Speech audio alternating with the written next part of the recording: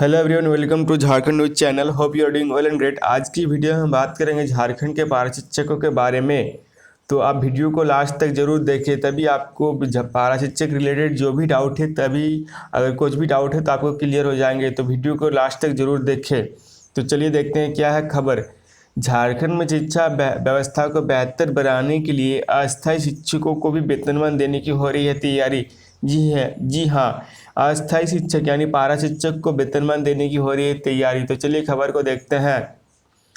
झारखंड पारा teacher salary. केंद्र सरकार का मानना है कि राज्य सरकार द्वारा शिक्षकों की नियुक्ति नहीं किए जाने से पारा शिक्षक अभी भी कार्यरत है, जबकि राज्य सरकार द्वारा उन्हें पहले ही समायोजित कर लिया जाना चाहिए था। जी हाँ, केंद्र सरकार का ऐसा मानना है कि राज्य सरकार द्वारा शिक्षक की नियुक्ति नहीं किए जाने से पारा शिक्षक अभी भी कार्यरत है, जबकि राज्य सरकार द्वारा उन्हें पहले ही समायोजित कर लिया जाना चाहिए था।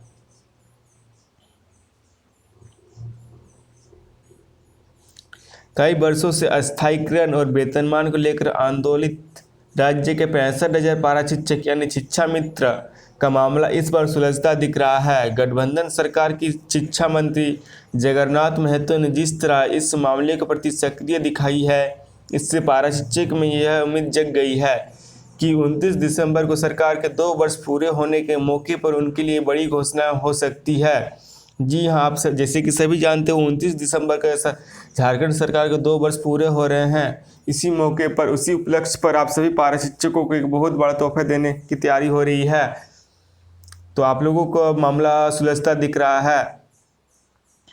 कोविड महामारी के चलते बच्चों के सामने पठन पाठन का संकट पैदा होने के बाद मौजूदा समय में सबसे बड़ी चिंता यह है कि जो बच्चे स्कूल लौटेंगे, अब उनके सीखने समझने के स्तर क्या होगा। उनके पढ़ने लिखने के रूटीन और आदत में आई ढिलाई के कारण शिक्षकों के सामने पढ़ाई के लिए तरह नियमित करने की दोहरी चुनौती आने वाली है।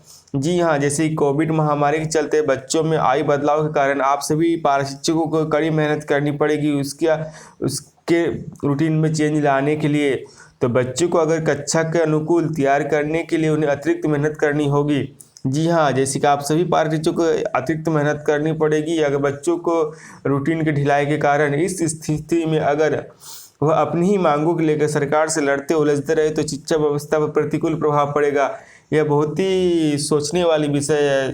जैसे कि आप सभी पारा टीचर अगर आप अपने मांगों को लेकर अगर सरकार से लड़ते और उलझते रहते हैं तो आपसे की तो झारखंड की शिक्षा व्यवस्था तहस नहस हो सकती है। तो शिक्षा व्यवस्था पर प्रतिकूल प्रभाव पड़ेगा।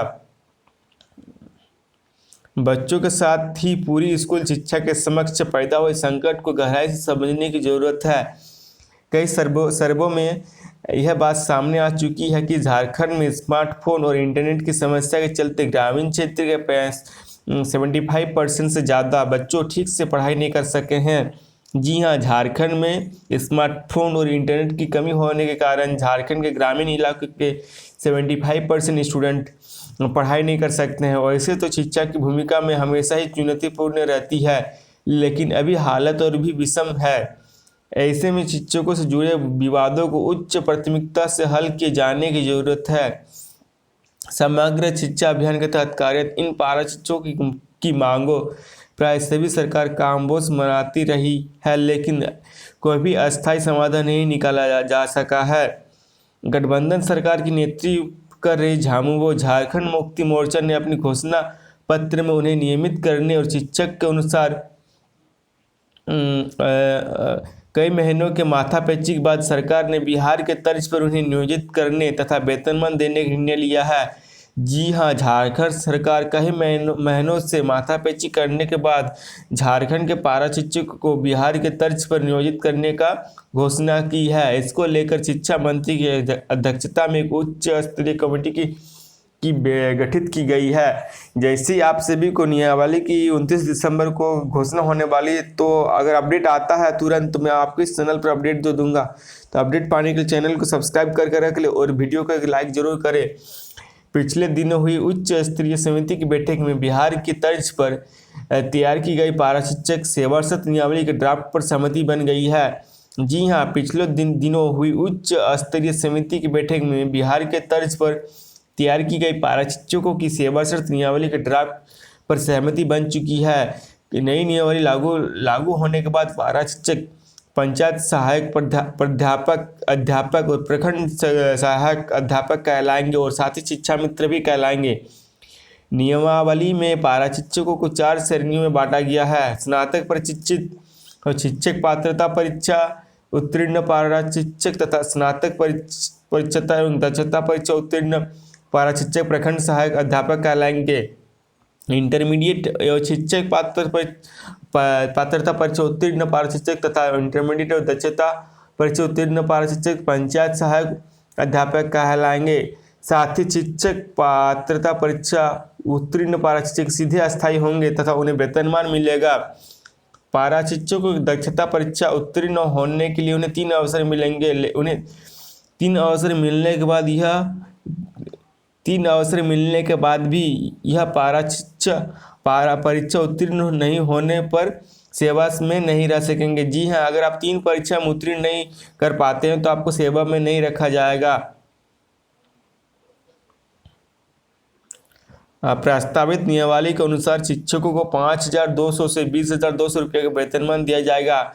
साथ ही शिक्षक पात्रता उत्तीर्ण परीक्षा 1 से 5 के पारा शिक्षकों को 2,400 तथा कक्षा 6 से 8 के पारा शिक्षकों को 2,800 ग्रेड पे दिया जाएगा। राज्य सरकार ने पिछले वर्ष भी पारा शिक्षकों को अस्थायी करने के लिए प्रस्ताव तैयार किया था। जब यह प्रस्ताव विधि विभाग के पास गया तो विभाग ने कहा कि गैर टेट उत्तीर्ण पारा शिक्षकों को वेतनमान नहीं दिया जा सकता। पारा शिक्षकों को वेतनमान देने के लिए पद की सृजित करनी होंगी।